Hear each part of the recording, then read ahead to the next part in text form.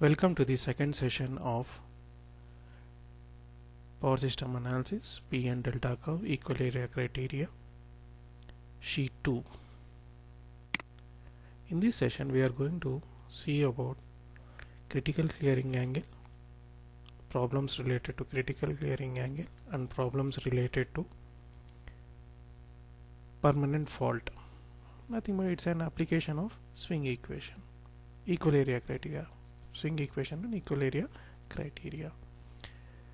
In the last session we have discussed about evaluation of internal voltage of generator, equation of the delivered active power versus power angle, equation for the delivered reactive power versus power angle for a system consisting of generator, transformer with parallel transmission line connected to the infinite bus bar.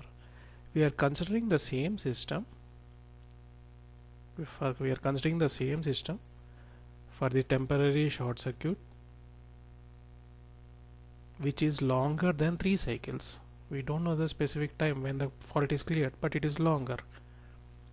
Previously it was a temporary fault which has been cleared after 3 cycles. It has been cleared after 3 cycles on its own, whereas now we don't know the time when does it gets clear.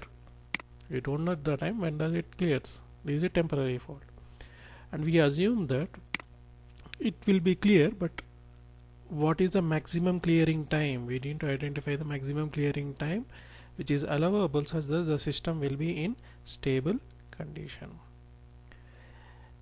For that we have considered the same problem. Now let us assume that delta CR is the critical clearing angle. To get delta CR, we know that delta 2 is equal to, we will assume that delta 2 is equal to delta 3, that is the maximum allowable power angle, which is equal to 180 minus delta naught. Maximum angle is equal to 180 minus delta naught. What is delta naught? From problem number 1 we got delta naught is equal to 24.94. How we got this? If we go to here, problem number 1, we have evaluated E dash. When we have evaluated E dash, this is the power angle delta naught. This is the power angle of this. This is under normal operating conditions. Now we are using the same system, so delta naught value will be same. We are using the same system, so the delta naught value will be same.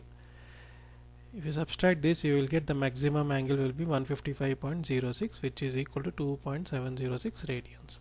Why we have evaluated this? We will observe this here. If we draw the P and delta curve,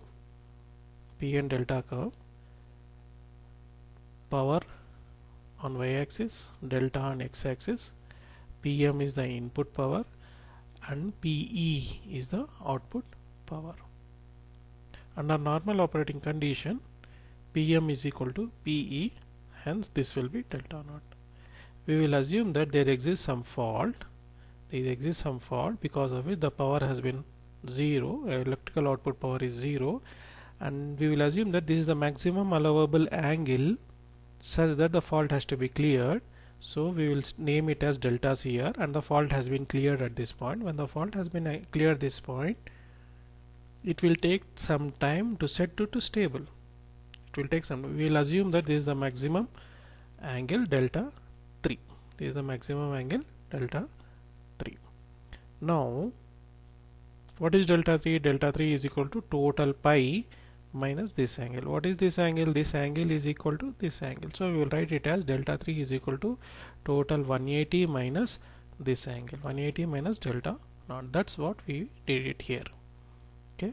Now by equal area criteria, this area should be equal to this area. So A1 area, accelerating area, should be equal to decelerating area. So accelerating area we can write it as it is between PM minus x-axis. PM minus x-axis is 0. From where? From delta naught to delta CR. From delta naught to delta CR, which is equal to, you can write it as PM Pmax. Now delta 2, area 2. This is between P electrical, this curve and PM. This curve is Pmax sin delta minus PM is the mechanical input, this line. From where to where? From delta CR to delta 3. From delta CR to delta 3. And if we integrate, you will get Pm delta CR minus delta naught, which is equal to, and this value Pmax integration of sin delta is minus cos delta from delta CR to delta 3 minus integration of Pm delta 3 minus delta CR. Integration of 1. Pm is nothing but integration of 1. We will see it. Now, substitute the value of Pm and the known values Pm 1 delta CR minus delta naught, which is equal to Pmax is equal to minus cos delta delta CR minus delta 3. Pmax value is minus 2.73. Sorry, from this minus has been taken outside. Pmax value is 2.73. From where we got this to Pmax is equal to 2.73? If we go to the first problem, electrical output. If we go to the first problem, PE second problem, Pmax 2.37, and similarly here we got 2.37 Pmax value, electrical output 2.37. The same values we are considering. So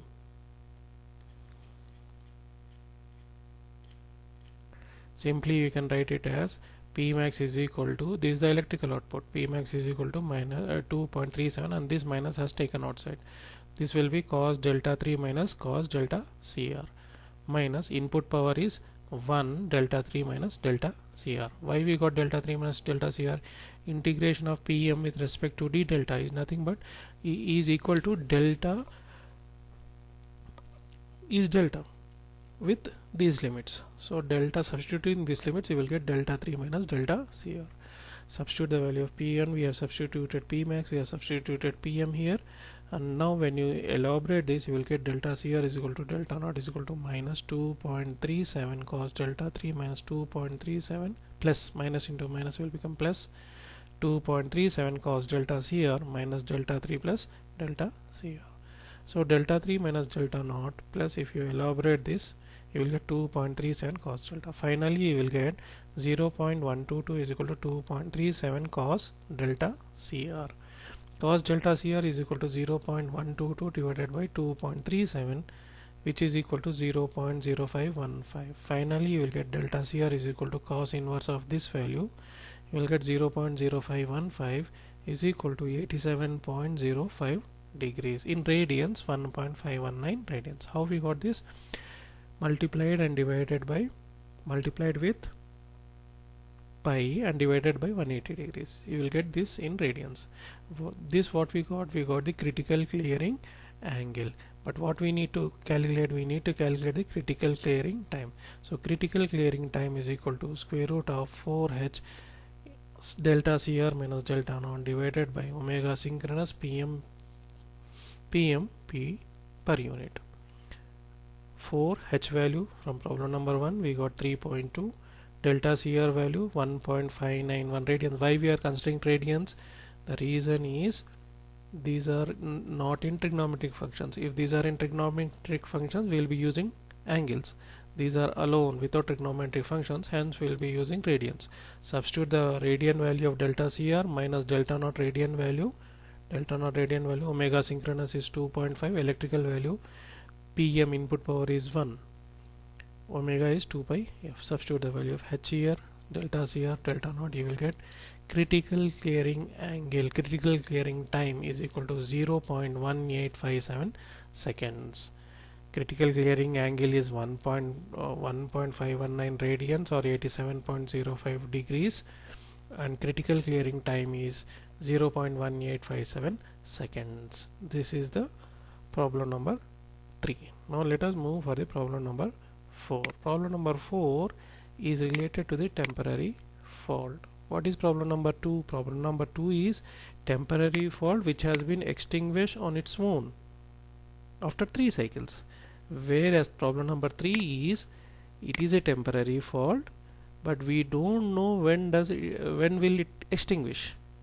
It is taking more than 3 cycles or 4 cycles or 5 cycles, but when the maximum allowable time is the critical clearing time. Before this, the temporary fault has to be removed. If it is not removed, then it is a permanent fault.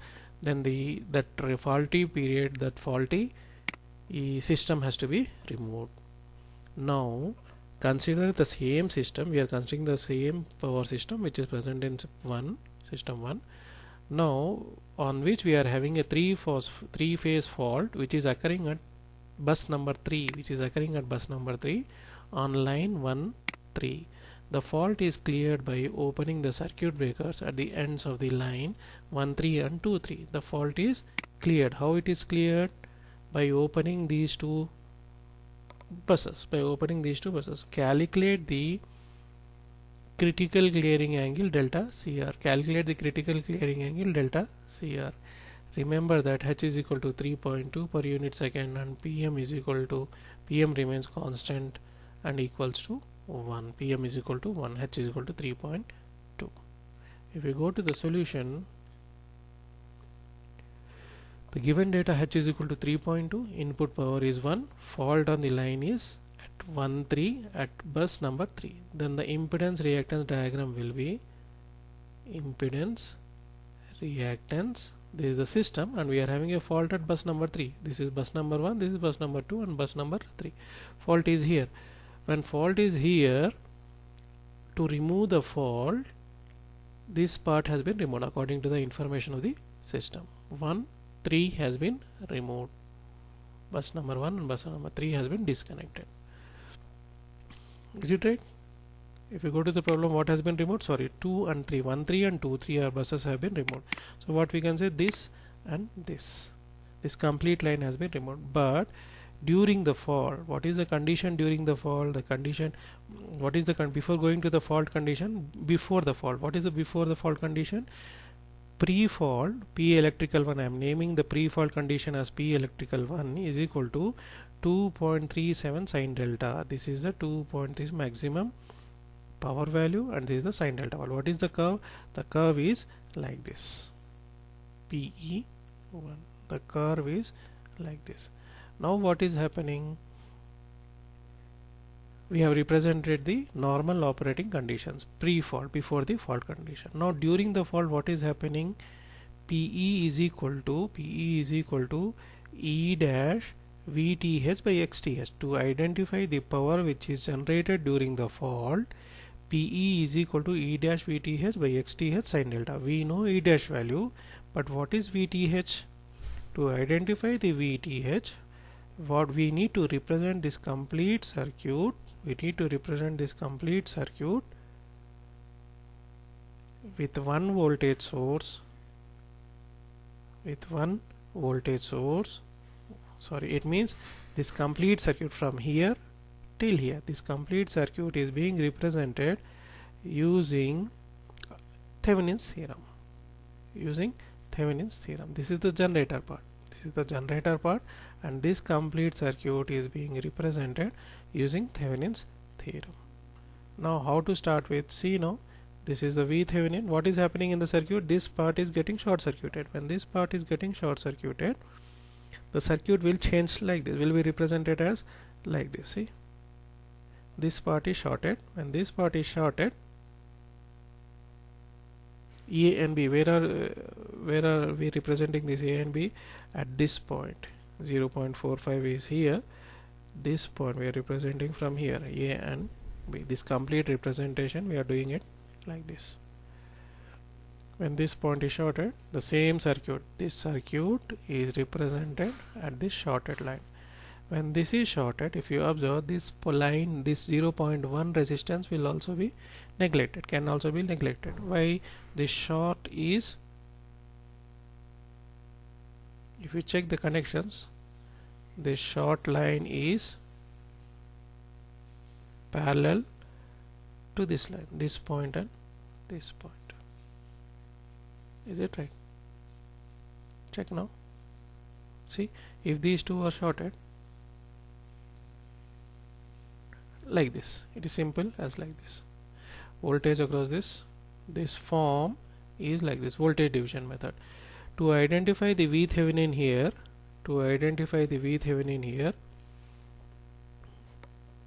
voltage, open circuit voltage. What is VThevenin? VThevenin is the open circuit voltage between the terminals A and B. It is equal to the voltage across 0.2.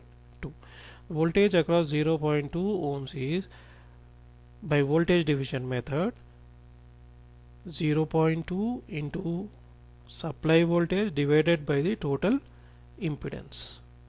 How we write this? We write it like this. V13 is a total voltage. V13 is a total voltage. V Thevenin is a Thevenin's voltage is equal to supply voltage into voltage division method. The same resistance divided by the total resistance. So voltage here, where it is, voltage into same resistance divided by the total resistance. This is V Thevenin, and the total X Thevenin is equal to 0.035. If you check,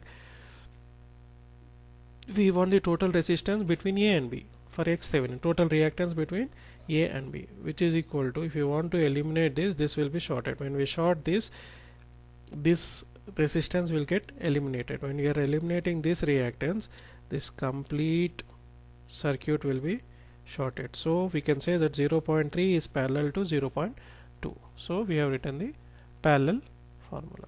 So total reactance will be, equivalent reactance will be equal to 0.45 plus parallel combination of 0.45 plus parallel combination of 0.3 and 0.2.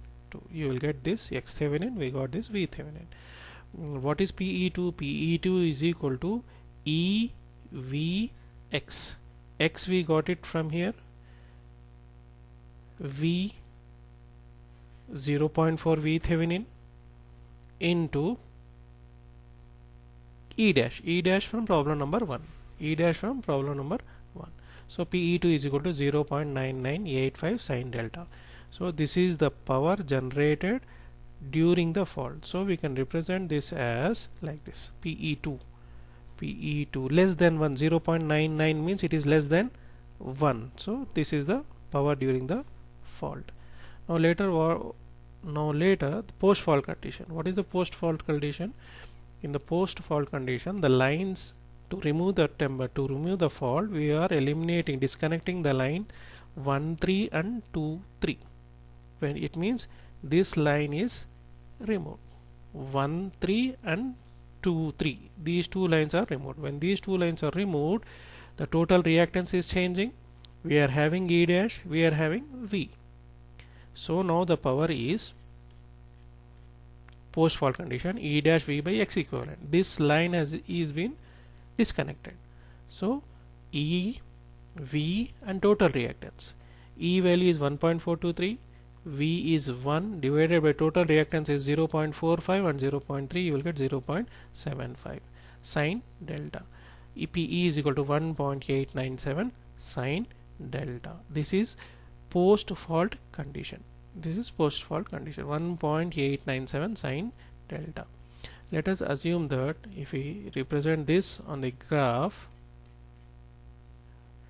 1.PE3, this is the value greater than 1. As it is greater than 1 and less than this, the graph we can be represented it like this. Okay. Now what is happening? Let us assume that the fault is cleared at some angle. Before this delta CR, this is the maximum allowable angle. And what is the output we got? This is the output we got. It means by this period, it will get settled. PM will be equal to PE. The fault is cleared at this point. When fault is cleared at this point, after some time it will comes to the normal operating condition. PM is equal to PE, and we will represent that this is delta 3. What about delta naught? Delta naught, it is started at normal operating point of PE1, PM and PE1. That point is, this is delta naught. Now corresponding to this delta 3, what is delta X? This point. To identify delta 3, we need to identify delta X. How to evaluate this? Just PM is equal to PE, and we got this value. Substitute here 1 is equal to, assume that when PM is equal to PE, mechanical input is equal to electrical output under stable operating condition. So we will say that PE is equal to 1. Under this condition, delta X is equal to sine inverse of 1 by 1.897. So we will get PE is equal to, here it has been evaluated here, then delta sine delta is equal to 1 by 1.897.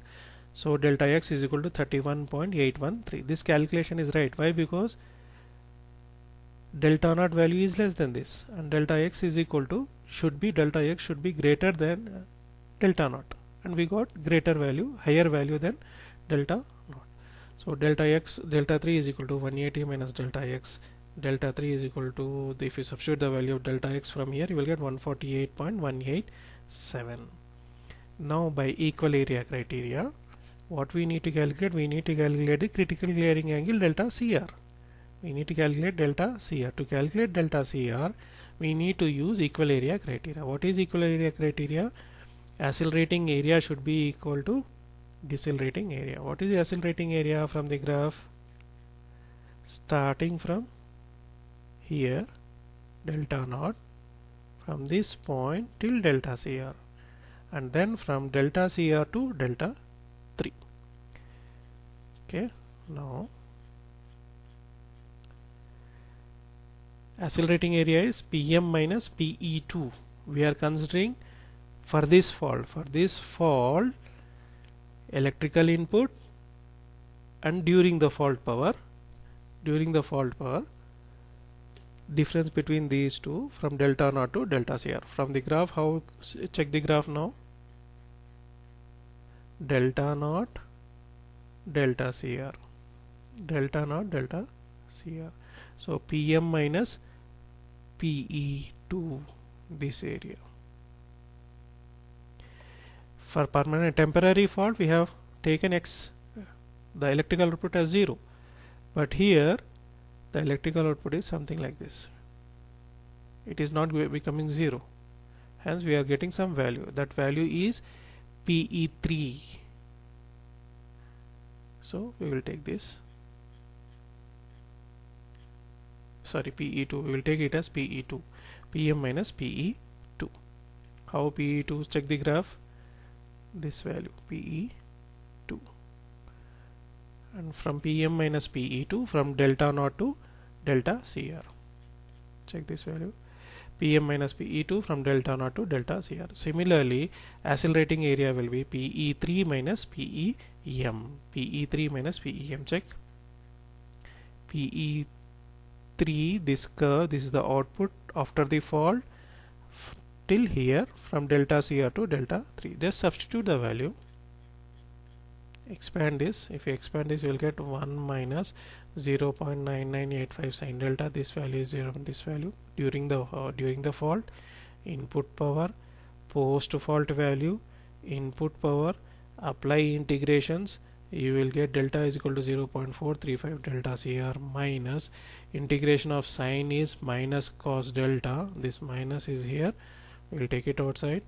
and from delta naught to delta CR, from delta naught to delta CR, and this expression 1.897 minus cos delta, that minus has been represented here, and minus of integration of 1 is delta from delta CR to delta 3, this value.